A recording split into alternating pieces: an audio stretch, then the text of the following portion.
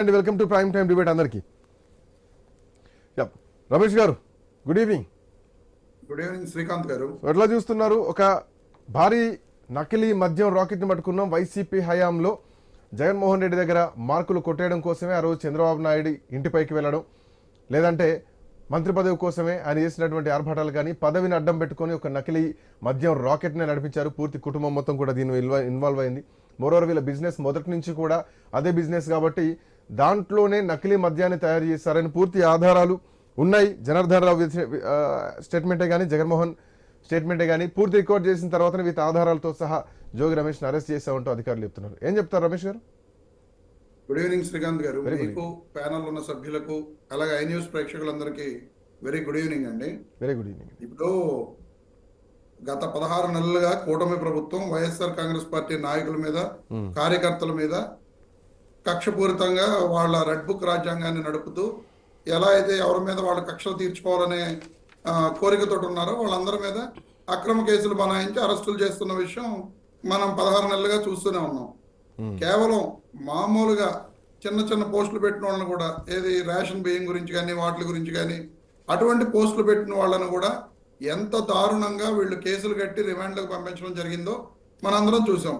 దానిలో భాగంగానే ఈ రోజున ఆ రోజు జోగి రమేష్ గారు చంద్రబాబు నాయుడు గారి ఇంటి మీదకి వెళ్ళారనే ఒక కారణాన్ని ఆయన దృష్టిలో పెట్టుకుని చంద్రబాబు నాయుడు గారు కానీ లోకేష్ గారు కానీ జోగి రమేష్ గారి మీద కక్ష తీర్చుకోవాలనే ప్రయత్నంలో భాగంగా మొట్టమొదటిగా ఈ కూటమి ప్రభుత్వం అధికారంలోకి రాగానే టార్గెట్ చేసింది జోగి రమేష్ గారిని. ఆయన అక్కడ ఉన్న ఒక స్థలం వివాదం విషయంలో ఆయన అరెస్ట్ చేయొచ్చని చూశారు.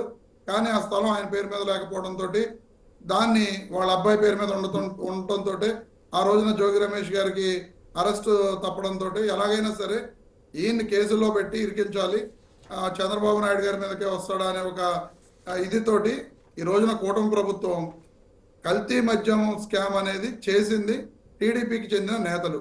అద్దెపల్లి జనార్దన్ రావు ఎవరండి? చంద్రబాబు నాయుడు దగ్గర తంబెళపల్లిలో ఎవరైతే పోటీ చేశారో జయచంద్రారెడ్డి అని చెప్పి టీడీపీ తరఫున పోటీ చేసిన ఓడిపోయిన అభ్యర్థి యొక్క మిత్రుడు. అతను నిజంగా టీడీపీ చంద్రబాబు నాయుడు గారు అతనికి బీఫామ్ ఇచ్చేటప్పుడు కూడా అతనితోటి ఎంత క్లోజ్గా ఎంతటి స్నేహం లేకపోతే అతని బీఫామ్ ఇచ్చేటప్పుడు కూడా జయచంద్రారెడ్డి పక్కనే ఉన్నాడు ఈ అద్దెపల్లి జనార్దన్ రావు.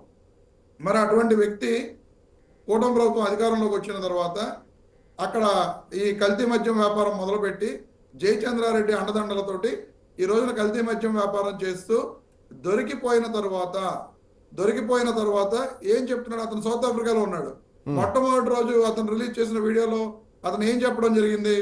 ఈ కల్తీ మద్యానికి జయచంద్రారెడ్డికి ఎటువంటి సంబంధం లేదు, నేను అక్కడికి వచ్చిన తర్వాత పూర్తి వివరాలు చెప్తాను, మొత్తం నాకు సంబంధం మాత్రమే తప్ప దీంట్లో వేరే వాళ్ళు ఎవ్వరు లేరని చెప్పి క్లియర్గా మొట్టమొదటి వీడియో రిలీజ్ చేసిన సంగతిని కూడా మనం అందరం చూసాం. ఆ తర్వాత సౌత్ ఆఫ్రికా నుంచి ఆయన ఇక్కడ రావడం జరిగింది. కానీ మొట్టమొదటిగా అధికారులు సీజ్ చేసిన రోజున ఆ తంబలపల్లి కాన్స్టిట్యున్సీ మొలకల చెరువు విలేజ్లో ఈ కల్తీ మద్యం ఫ్యాక్టరీ సీజ్ చేసిన రోజున అక్కడ అధికారులు చెప్పిన వాస్తవాలు ఏంటంటే దీంట్లో ప్రధాన ముద్దాయిలు టీడీపీ ఇన్ఛార్జిగా ఉన్న జయచంద్రారెడ్డి, కట్టా సురేంద్ర నాయుడు అనే టీడీపీ నేత మరియు అత్తేపల్లి జనార్దన్ రావు, వీళ్ళ ముగ్గురు ముఖ్య పాత్రధారులుగా ఉన్నారని చెప్పి పోలీసులు కూడా చెప్పడం జరిగింది.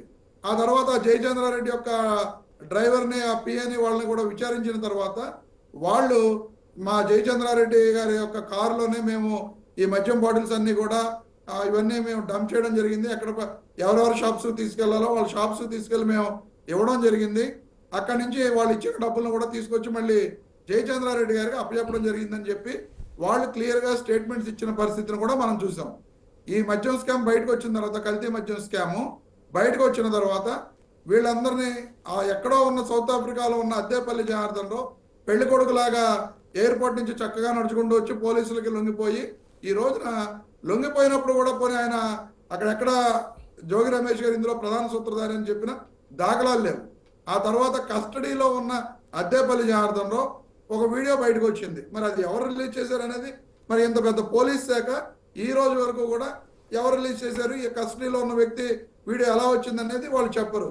అంతేకాకుండా పోలీసులే భయపట్టించి ఆ వీడియో రికార్డ్ చేయించి ఒక వీడియోను బయటికి పంపించారంటున్నారా? క్లియర్ గా అందులో తిరగలేదండి. పోలీసులే భయపెట్టి ఆ వీడియో రికార్డ్ చేపించి ఆ వీడియోని పోలీసులే బయటికి వదిలేరు. అంతేకాకుండా అద్దేపల్లి జనార్దన్ రావు క్లియర్ గా చెప్పడం జరిగింది, నా ఫోన్ పోయింది, నా ఫోన్ నాకు దొరకలేదు అని చెప్పి చెప్పడం జరిగింది. అలా చెప్పిన నిజంగా ఫోన్ సీజ్ చేయకుండా వీళ్ళు ఎలాగ ఎక్కడ దాచారు అని చెప్పి ఈ రోజు కూడా పోలీసు వాళ్ళు తెలుసుకోవట్లేదు. నిజంగా ముంబైలో పోయిందని చెప్పి అతను చెప్పాడు.